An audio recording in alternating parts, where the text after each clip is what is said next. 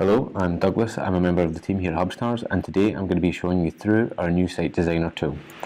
So the first thing you're going to do is you're going to log on with your Hubstars account at bi.thehubpeople.com.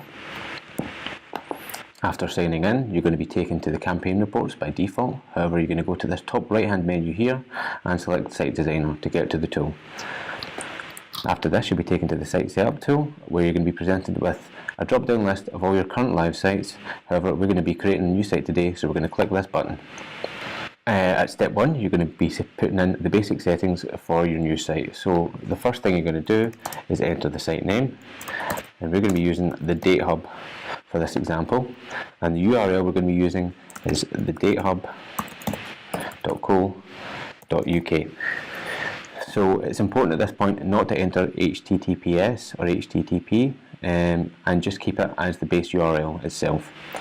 So after you've done that, you're going to choose a type, and you've got adult, dating, casual, and casual partial nudity permitted. So for our one, we're going to choose casual with no nudity for this general dating site. Further, you're going to have the option to choose a specific niche which your members will be put into on the platform. However, because this is a general dating site, we're just going to leave this at no niche just now. For optional information, you're also going to be able to enter your Google Analytics tracking code, your AdWords conversion ID, and your AdWords conversion label. Don't worry if you don't have these to hand right now. You can always update this and edit the settings later. So we're just going to leave these blank for just now and click Save. The next thing on step 2 is domain pointing. So this is where you're going to be able to define the subdomain name of your members area. By default it's set to members, however you can click edit and edit it here. If, for example, you're using a non-English language site, you may want to change this. But we're just going to leave it at members for just now. The next thing you've got is the name servers for which to point your URL to with your registrar who you bought the URL from. So if you're using a non-secure version of the site, you'll want to point your name servers to here. However, if you're using a secure site, you're going to want to point the name servers of the ones the internet security company you're using have provided for you. So with all that set, we're going to click Save. Now this next step is where we're going to set up the design for our members area. So the area where our members will be taken to after they've logged in. So the first thing we're going to upload is a mobile app icon. I'm going to choose a PNG. PNG is the recommended file format for both mobile app icons, favicons, and for the logo as well.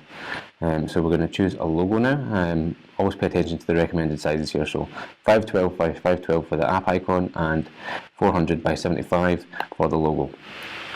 This will give you optimal design over a variety of different devices, screen sizes, etc. So we're going to select a logo, upload that, and it's now in place there. However, we can't see it quite yet. But before we get to that, we're going to upload a favicon as well, which is just the same design as our mobile app icon. So below that, we're going to choose the members area colour theme. So we have a set of predefined options here, which the Hubstars team have made for you. So these, if you click through these, you can see the live updates on this preview mobile. So you have a variety of options to choose from. However, if you want to get in more depth, you've got a custom option here, which lets you choose all these things manually. The first thing you can do is you can choose to add a header background image if you so choose. Upload it by clicking this button and uploading it the same way that we've done with these images here. However, we're not going to be doing that today, so we're just going to leave that blank, and we're going to be adding colours manually. So each one of these operates by when you click on it, you're going to get a little colour picker which allows you to dictate which colour you want for each individual asset on the members area. If, like we do, you have predefined colours that you know you want, you can enter in the hex values for these colours. So we're going to go with a nice blue that we've already set for this. Okay, so that's the colour that we want for this, and we're going to copy this over to a couple of the different options, such as the links, which is going to change the colour of these here, and we're going to change the footer text as well to be this colour. And I don't really like this purpley kind of colour here, so I'm just going to change that to white. Okay, so now we have a consistent colour theme across our members area. The next thing to pay attention to would be to set the header height. So you're probably going to want to set this to what the height of the logo was, and in your case, if you followed the recommended size, it's going to be 75 pixels high. So we're going to set that to 75. Then we're going to click Save. That's going to save our members area design.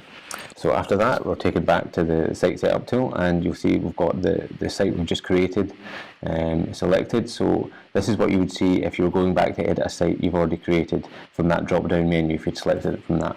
So in this area we can see all the basic site settings, such as the name, URL, the type, niche. You can also edit these settings again by clicking the edit button up here, and that's where we can add in our Google Analytics tracking code again if we hadn't already done so. We can also see our name server addresses again if we so wish, and edit our members, and set the site to secure if we retroactively decide to make the site a secure site. And we can always go back and edit our members area. So within the main settings, you'll see here you've got your default lander. So this is just the root domain of your lander. So if someone types in the datahub.co.uk, they're going to see this site that we can edit here. We can also create more landers for this site by adding virtual paths to the end of the URL after the /. So you might want to do this, for example, if you had a .com URL, you'd want to add location-specific virtual paths. So say if this was the datahub.com and we want to do a UK-specific lander by saying the datahub.com /UK. But since this is a .co.uk, let's say we want to create a London-specific lander. So we're going to call it the datahub.co.uk /London. I'm going to click Create, and now we have two pages for our site. So one is the default, and one is the /London.